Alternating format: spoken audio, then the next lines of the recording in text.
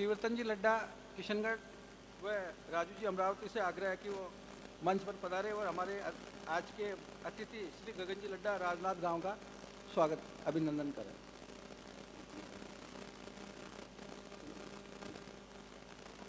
अक्षय जी नागपुर।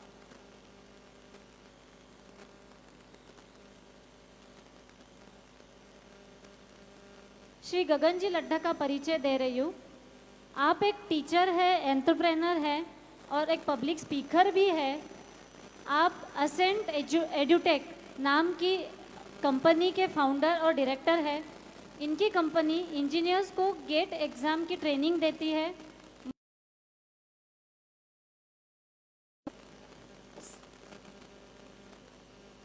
65,000 से ज़्यादा जुड़ चुके हैं। साथ ही 2020 कोरोना के समय से ये एवरडेमी नाम के एक स्टार्टअप शुरू किया इन्होंने। वहाँ से ये टीचर्स की हेल्प कर रहे हैं। उनके ऑनलाइन प्रेजेंस बनाने में ये जिला माहेश्वरी सभा राजनांदगांव के वर्तमान सचिव भी है। तक हम लड्डा के लिए मैं चंद पंक्तियाँ बोलना चाहूँगी। दिलों में विश्वास पैदा करते हैं, दिलों में विश्वास पैदा करते हैं, हम सब में कुछ आस पैदा करते हैं, हम सब में कुछ आस पैदा करते हैं। मिट्टी की तो बात है अलग है यारो, मिट्टी की बात तो अलग है यारो, हम लड्ढा तो पत्थरों में भी घास पैदा करते हैं, हम लड्ढा तो पत्थरों में भी घास पैदा करते हैं।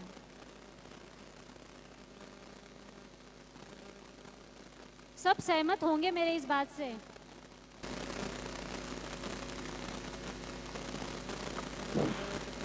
हेलो। जय महेश, जय महेश, जय महेश। भगवान ब्रह्मा की इस धरती पर पधारे आप सभी भगवान महेश के वंशजों को मैं कोटि कोटि प्रणाम करता हूँ, आप सभी को वंदन करता हूँ। Thank you. आज जिस टॉपिक पे दोस्तों आज हम बात करने वाले हैं वो है भगवत गीता फॉर लाइफ। भगवत गीता हमने बहुत बार हो सकता है पढ़ी हो, लेकिन उसको किस तरह से हम जीवन में उतार सकते हैं, छोटी छोटी चीज़ों के थ्रू मैं कोशिश करूँगा आप तक उस चीज़ को पहुँचाने की। कुछ एक सवाल मेरे सबसे पहले आपसे, भगवत गीता का जो ज्ञान है वो कहाँ दिया गया था? कुरुक्षेत्र में। कुरुक्षेत्र एक युद्ध क्षेत्र है। ये जगह ही अपने आप में बहुत कुछ कहती है कि भगवान ने वो ज्ञान दिया था एक युद्ध के मैदान में। आज हम सभी कहीं ना कहीं किसी ना किसी युद्ध के मैदान में खड़े हैं। कोई हेल्थ वाइज कोई युद्ध लड़ रहा है, कोई हो सकता है करियर वाइज लड़ रहा हो, कोई हो सकता है स्टडी वाइज कोई युद्ध लड़ रहा हो। तो इस तरह से हम सभी कोई ना कोई युद्ध लड़ रहे हैं। तो ये जो ज्ञान है ये साधु संतों से ज़्यादा ज़रूरी हम सब के लिए। तो इसलिए आज हम कोशिश करेंगे कि इसके प्रैक्टिकल एस्पेक्ट्स भगवत गीता के क्या क्या चीज़ें प्रैक्टिकली हम उस चीज़ को यूज़ कर सकते हैं अपनी लाइफ में, वो हम देखने की कोशिश करेंगे। सबसे पहले दोस्तों जिसको ये ज्ञान दिया गया था उसका नाम था अर्जुन। अर्जुन की अगर आप लाइफ हिस्ट्री देखें, अगर आप लाइफ देखें, एक हाईली सक्सेसफुल पर्सन था अर्जुन। शुरू से आप देखें एक सर्वश्रेष्ठ धनुर्धर कहा था, मतलब करियर वाइज वो बहुत सक्सेसफुल था, बहुत अच्छे से अच्छा एजुकेशन उसको मिला था, गुरु द्रोण की यूनिवर्सिटी में वो पढ़ा था। स्किल लेने के लिए वो भगवान इंद्र और भगवान महेश के पास गया था। इतना हाईली स्किलफुल पर्सन होने के बावजूद जब वो युद्ध के मैदान में आता है तो सबसे पहला उसका जो रिएक्शन रहता है, जो भगवान कृष्ण को वो कहता है, ये देखिए, मेरे अंग अंग शिथिल हुए जा रहे हैं, मुख सूखा जा रहा है, मेरे शरीर में कंप तथा रोमांच हो रहा है, मेरा सारा शरीर कांप रहा है, मेरे शरीर के रोएं खड़े हो रहे हैं और मेरा गांडीव हाथ से फिसल रहा है। दोस्तों एग्जैक्टली यही चीज़ होती है हमारे साथ भी।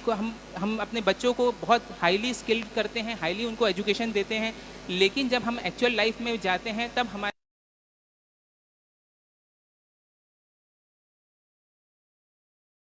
बहुत ज़्यादा हो जाती है। आप देखेंगे इसके बाद के 8 से 10 श्लोक हैं, समय तो बहुत लिमिटेड है, मैं कोशिश करूंगा टाइम पे उसको कंप्लीट कर सकूं। 8 से 10 श्लोक में बहुत ज़्यादा ओवर थिंकिंग रहता है, बहुत ज़्यादा अर्जुन डरा हुआ रहता है और उसका जो फाइनल रिजल्ट है पहले ही चैप्टर के आखिरी श्लोक में आप देखेंगे, ये अर्जुन कहता है, यदि धृतराष्ट्र के पुत्र मुझ निहत्थे को रणभूमि में मारना चाहे तब भी ये मेरे लिए श्रेयस्कर होगा। और इस प्रकार कहकर अर्जुन ने अपना धनुष और बाण हाथों से त्याग दिया। मतलब ये कहता है कि Arjun was in a state of deep depression, बहुत गहरे डिप्रेशन में वो आ चुका था and he literally wanted to commit suicide. वो सुसाइड कर, ये मैं एग्जेजरेट करके नहीं बता रहा हूँ, इसके जस्ट पहले आपने देखा कि मैं प्रतिरोध किए बिना भी मैं मरने के लिए तैयार हूँ, ये अर्जुन कहता है। ये है भगवत गीता के पहले की स्थिति जब भगवान कृष्ण पर्टिकुलर बुक से ज़रूर जोड़ें। अब देखिए इसका देखिए इफेक्ट क्या हुआ, जो भगवान कृष्ण पे मैं आ रहा हूँ अब सीधा, पूरी गीता हुई, उसके बाद संजय क्या कहता है, इसने अपना धनुष और बाण को एक ओर रख दिया और रथ पर बैठ गया। हाँ, जहाँ योगेश्वर भगवान श्री कृष्ण है, सारी अर्जुन है, वहाँ श्री, विजय और विभूति यह अचल नीति। अगर मैं इसको विजुअली बताऊं तो इस तरह से, कितना परेशान था वो लिटरली डिप्रेशन में था। जहां भगवत गीता उसने सुनी के बाद क्या हुआ, श्री, विजय और विभूति। श्री मतलब विक्ट्री और विभूति मतलब ऐसी विक्ट्री। ये अर्जुन लिटरली इस चीज को गेन कर। थैंक यू सो मच भैया जी। शुरू करें फिर से। यस, को बताया दो स्थिति अर्जुन के पहले की स्थिति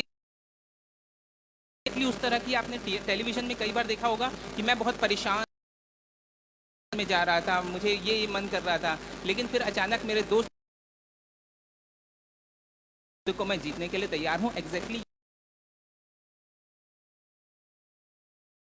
में एक सवाल, बहुत इंपॉर्टेंट सवाल ये आता है कि क्या कृष्ण में भी कृष्ण थे? तो फिर इन दोनों सिचुएशन में फर्क, लेकिन पहले कृष्ण अर्जुन, लेकिन कृष्ण की नहीं मान रहा था। और दोस्तों यहां जवाब की पूजा तो बहुत करते हैं, बहुत उनको मंदिर मंदिर जाते, यहीं पर उसका जवाब छुपा है दोस्तों कि हम कृष्ण को नहीं मानते हैं। जिस समय हम कृष्ण की मानने लगे, भगवान हमेशा हमारे भगवान था, शुरू में भी था, लेकिन वो उस समय कृष्ण की नहीं मान साथ किया, कृष्ण की उसने मानना लगा। तब उसके बाद आप देख सकते हैं श्री पोस्ट का इंतजार कर रहे थे। अब आप बोलेंगे आप ये कैसे कह सकते हैं कि कृष्ण की मान रहा था? उसके 4 श्लोक पहले जब आप देखें है, अब मैं ज्ञान में स्थित हूं, मैं संशय कर्म करूंगा आपकी आज्ञा के अनुसार, आपकी आज्ञाओं के जाना मन करते। ये मेरे कहने का मतलब नहीं है, लेकिन जितना आप कृष्ण को, तभी हम अपनी लाइफ में एक्चुअल ट्रांसफॉर्मेशन। अब मैं समय में ओके, तो दोस्तों अब आगे बढ़ने के पहले 5 मिनट का समय, हालांकि बहुत कम है भगवान कृष्ण से मिलने का, सकते हैं कृष्ण की लाइफ दोस्तों अगर आप देखें, और अभी तक हम उनको एक भगवान आए हैं। और जब भी हम किसी को भगवान बोलते क्रिएट कर देते हैं कि भाई इन्होंने जो लाइफ स्टाइल फॉलो की, राम ने जो लाइफ स्टाइल,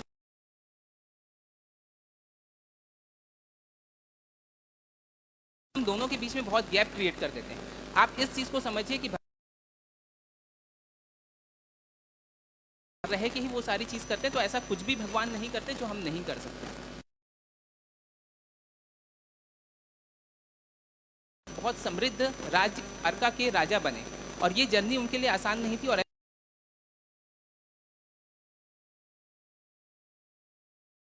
के पास जाके कई सालों तक, उसके बाद वो वहाँ कई सालों तक अपने नाना जी के अंडर ट्रेनिंग लिए मथुरा में, और उसके बाद जब उनको लगा कि अब मैं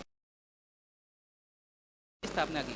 और द्वारका भी दोस्तों कोई छोटी मोटी नगरी नहीं थी, अब तक का सबसे समृद्ध नगरी द्वारका को कहा गया है। और उसकी नींव इतनी स्ट्रांग रखी थी भगवान कृष्ण ने, वहाँ पर उन्होंने समुद्र के बीच में बसाए इसलिए था ताकि हम एक्सपोर्ट इंपोर्ट का वहाँ पर उन्होंने बिजनेस शुरू किया था। इतनी स्ट्रांग नींव रखी कि आज भी गुजरात जो है वो देश का सबसे समृद्ध राज्य है। तो ये है बेसिकली कृष्ण। और कृष्ण से अगर हम अगर कोई भी 2 चीज़ हम वैसे सीख सके, तो पहली तो चीज़ ये है कि हर काम में एक्सीलेंस का नाम ही कृष्ण है। हर काम में एक्सीलेंस। आप बचपन अगर देखें भगवान कृष्ण का, तो ऐसा बचपन कि आज भी हर माँ अपने बच्चे को कहना या लल्ला कह के पुकारती है। आप अगर जवानी उनकी देखें तो ऐसी युवावस्था की वो आज भी हम राधा कृष्ण के प्रेम की मिसाल देते हैं। अगर लड़ाई उन्होंने की तो ऐसी लड़ाई की कि कंस को, जो सबसे बड़ा राजा हुआ करता था, उसको उन्होंने सोलो फाइट में हराया। जब उनको दोस्ती निभाने की बारी आई, सुदामा के साथ, द्रौपदी के साथ ऐसी दोस्ती निभाई कि आज भी हम उसको याद करते हैं। और जब ज्ञान देने की बारी आई तो ऐसा ज्ञान दिया कि आज भी हम गीता के रूप में उनके ज्ञान को याद करते हैं। तो हर एक चीज़ में एक्सीलेंस का नाम ही दोस्तों कृष्ण है। दूसरी जो इम्पोर्टेंट चीज़ जो हम कृष्ण से सीख सकते हैं, और ये ऐसी चीज़ है जो हम यूजुअली मिस करते हैं, कृष्ण से हम क्या सीख सकते हैं कि कोई भी, कृष्ण कभी भी आपने देखा होगा किसी बंधनों में या किसी नियम कानून में नहीं बंधे। और बहुत लोग ये बोलते भी ना कि भाई ये आप लोगों के किस तरह के भगवान हैं जो झूठ बोलते थे, छल कपट करते थे। कृष्ण का फंडा बहुत क्लियर था। वो क्लियरली इस चीज़ को मानते थे कि कोई भी हायर पर्पज़ के लिए आपको हो सकता है कि लोअर पर्पज़ लाइफ में कॉम्प्रोमाइज़ करने पड़े। तो जब भी आप हायर पर्पज़ के लिए निकले तो आप लोअर पर्पज़ अगर नहीं करना पड़े अच्छी बात है, लेकिन अगर करना भी पड़े तो उसके लिए हमको पीछे नहीं हटना चाहिए। और आज सेना में भी यही सिखाया जाता है। सबसे प्रायोरिटी में सेना वालों को बताया जाता है कि भाई देश आपकी प्रायोरिटी है, देश सबसे ऊपर है, उसके नीचे आपके टीम मेंबर्स है और उसके नीचे आप खुद हैं। तो देश के लिए अगर आपको टीम मेंबर को कॉम्प्रोमाइज़ करना पड़े तो बिल्कुल करना चाहिए। टीम मेंबर के लिए आपको खुद को कॉम्प्रोमाइज़ करना चाहिए तो वो भी आपको करना चाहिए। तो इसलिए यही चीज़ जो है कि हायर प्रायोरिटी के लिए आज बहुत लोग कृष्ण का, देखो मजाक उड़ाना बहुत आसान है लेकिन कृष्ण बनना बहुत मुश्किल है। आज कोई भी लड़का 4 लड़कियों के साथ दिखता है तो हम उसको कान्हा कह देते हैं, उसको कन्हैया कह देते हैं। लेकिन आप इस चीज़ को समझिए कि ये जितनी भी स्टोरीज हम कृष्ण के बारे में सुनते हैं, गोपियों की, राधा की, ये 16 साल। जय महेश, एक बार फिर सबको जय महेश। बस 5-10 मिनट का टाइम मैं आपसे और लूँगा अगर आप लोगों की इजाज़त हो तो। थैंक यू सो मच जी, थैंक यू। तो जो सारी चीज़ें आपने गोपियों की बात करते हैं, हम राधा की बात करते हैं। 16 साल की उम्र के बाद जब उनको ये समझ में आया कि भाई आगे चल के मुझे को छोड़ दिया, उन्होंने माँ राधा को छोड़ दिया और एक सिंबलिक तौर पे कि मैं अपनी सबसे का मजाक उड़ाना बहुत इजी है लेकिन कृष्ण बनना असल में बहुत मुश्किल है।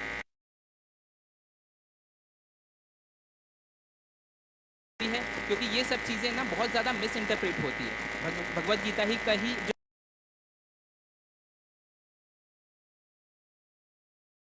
जो कर्म करने पर है, तेरा कर्म करने पर अधिकार है उसके फलों पर नहीं।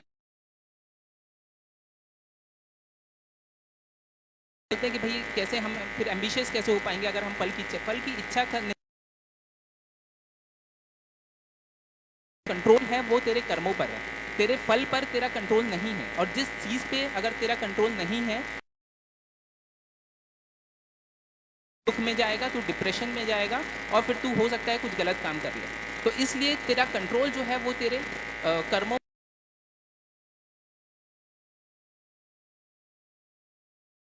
आप फलों के बारे में जब हम बहुत ज़्यादा कंसर्न होते हैं, बहुत ज़्यादा फलों के बारे में सोचते हैं, हमारा फोकस हट जाता है। और अगर हमारा फोकस कर्मों से हट रहा है तो ऑब्वियसली हम सही तरीके से हम काम नहीं कर पाएंगे और सही रिजल्ट हमको नहीं मिल पाएगा। एक मैं छोटा सा एग्जांपल महाभारत का ही और देना चाहूँगा।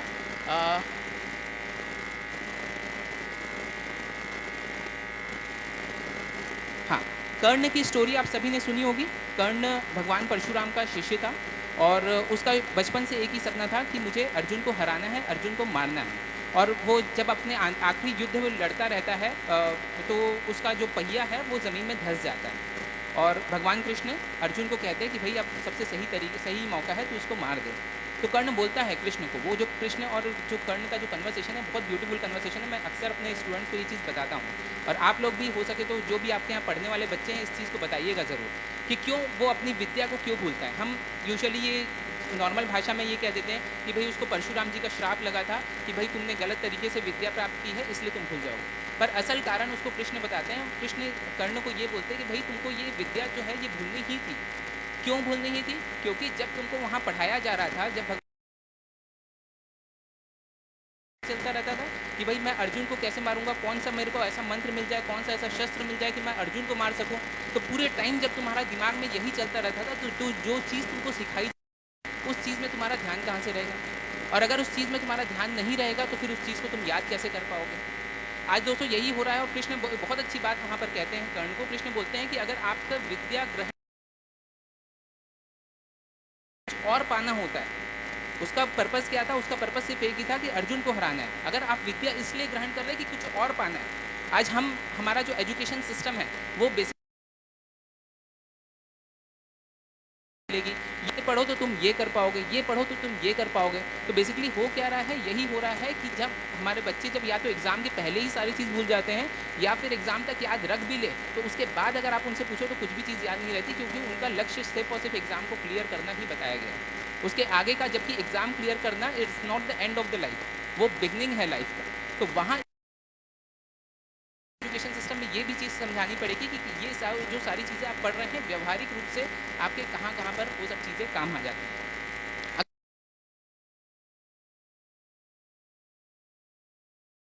पाबंदी है तो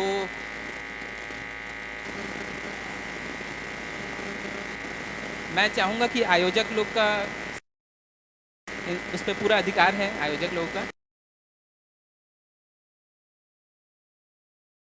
निश्चित रूप से ये बहुत सुंदर था। हम भी नहीं चाहते थे कि इसके अंदर ब्रेक लगे, लेकिन चूंकि हमारे सामने समय की भी एक कमी है और हमारे पीछे और भी वक्ता बैठे। नहीं, ये पूरा कंप्लीट कराएंगे। सिर्फ आपको आश्वासन सामने प्रेजेंटेशन रखवा रहे हैं। ये एक वो के सेमिनार और वर्कशॉप्स के लिए बात करी थी, ये उसके सिर्फ एक आपके सामने एग्जाम्पल के तौर पर इसी प्रकार के वर्कशॉप्स हम आगे बढ़ाएं। बहुत बहुत धन्यवाद आप लोगों का। Thank you so much, thank you. अगला जो श्लोक है दोस्तों, मैं कोशिश करूंगा, हालांकि मेरा ये जो सेशन है ये बहुत लंबा चलता है, 1-1.5 घंटे के आसपास का चलता है, बट हम कोशिश करेंगे 5 मिनट के अंदर अंदर उसको समराइज़ कर सकें।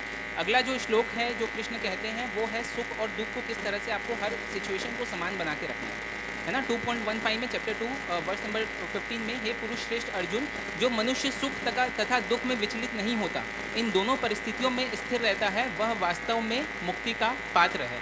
आगे कहते हैं 2.56 में, जो मनुष्य किसी प्रकार के दुखों में शुद्ध नहीं होता, जो सुख की लालसा नहीं करता और जो आसक्ति, भय और क्रोध से मुक्त रहता है, वह स्थिर बुद्धि वाला। इस चीज़ में कृष्ण ने बहुत ज़्यादा फोकस किया है, स्थिर बुद्धि वाला बनने पर। और आपसे अगर मैं एक छोटा सा क्वेश्चन पूछूं, एक इस हमारे जो हिंदी फिल्म सिनेमा है उसके पहले सुपरस्टार कौन है? पहले सुपरस्टार कोई बता सकता है? राजेश खन्ना। वो अमिताभ बच्चन नहीं है, सामने आपको फोटो हालांकि अमिताभ बच्चन की दिख रही है, पर वो राजेश खन्ना जी है। जब तक अमिताभ बच्चन ने अपना करियर शुरुआत नहीं किया था, एक बहुत बड़ा स्टारडम राजेश खन्ना जी ने देख लिया था। उसके बाद अमिताभ ने अपना करियर शुरुआत किया, एक बहुत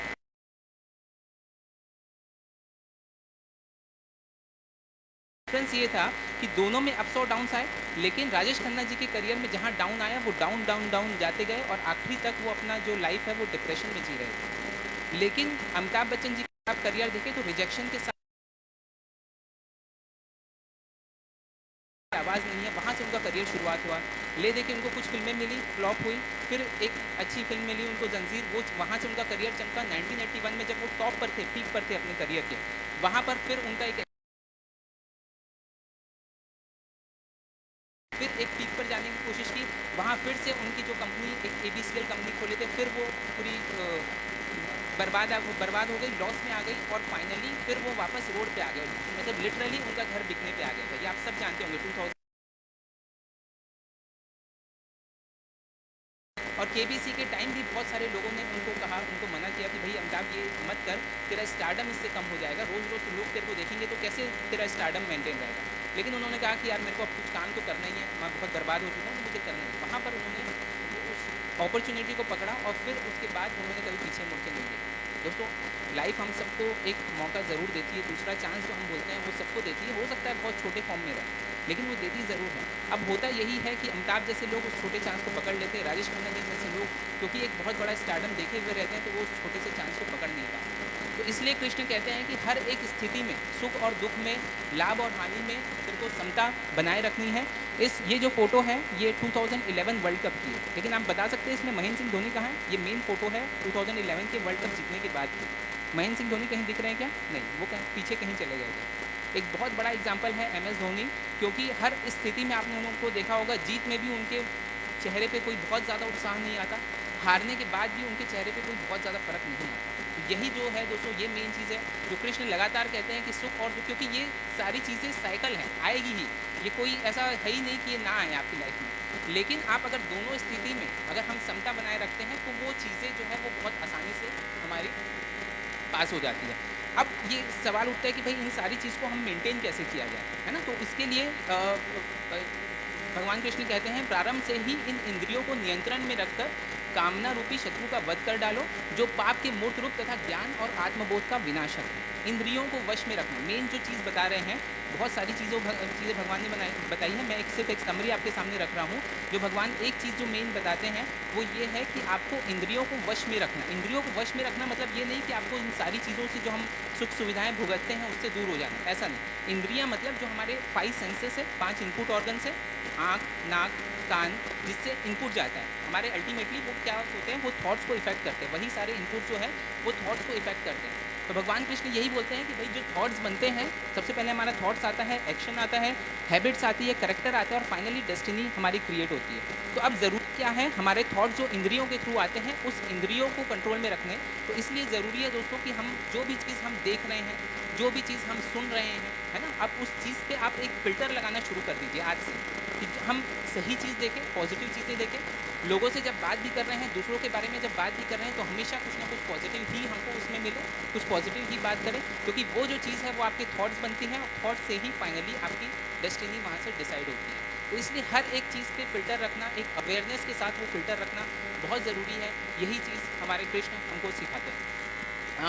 मैं बस यहाँ पर अब इस चीज़ को समाप्त करूँगा। आखिरी में मैं यही कहूँगा कि जो मैंने आपको कहा कि हायर पर्पस के लिए लोअर पर्पस को छोड़ना बहुत ज़रूरी होता है, और यही जो काम है ये आज हमारे आयोजक गण कर रहे हैं। आप विश्वास नहीं कर पाएंगे कि कई महीनों से इन्होंने अपने बिजनेस से बहुत कीमती समय निकाला है, इन्होंने अपनी फैमिली लाइफ से बहुत कीमती समय निकाला है। तो इसलिए इस हायर पर्पस को के लिए कि आज हम सब यहाँ पर इकट्ठा हो सके और हम इस तरह की चर्चा आपस में कर पाएँ, आपस में मिल पाएँ, इसलिए इन्होंने अपने सारे लोअर पर्पस को, अपने बिजनेस को, अपने पैसों को, अपनी फैमिली को, इन्होंने सबको नीचे रखा है। तो ये भी काम एक कृष्ण का है। मैं चाहूँगा कि आप सब एक बार हमारे इस आयोजक गण के लिए ज़ोरदार तालियों से इन सब का स्वागत करें। आप सभी को बहुत बहुत शुभकामनाएं। जय श्री कृष्ण, जय हिंद। तालियां तो भैया गगन भैया के लिए होनी चाहिए जोरदार। इन्होंने जो माहौल बनाया, जो हमें एक गीता का सार, गीता के माध्यम से हमें जीवन के उद्देश्य समझाए, बहुत बहुत धन्यवाद गगन भैया। अब मैं गगन भाई का उद्बोधन तो ऐसा लगा जैसे आकाशवाणी हो रही है।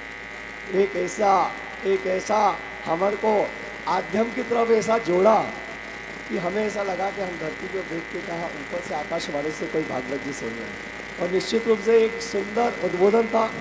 मैं फिर बता रहा हूँ, ये एक उदाहरण था। हमें गगन जी का एक सेमिनार बहुत जल्दी आयोजित करेंगे जो 2.5 से 3 घंटे का होगा। इसमें बहुत अच्छे प्रेजेंटेशन है, बहुत अच्छे उदाहरण है जो हम अपने जीवन में लाएंगे तो हमारे जीवन का दिशा और दशा दोनों बनेंगे।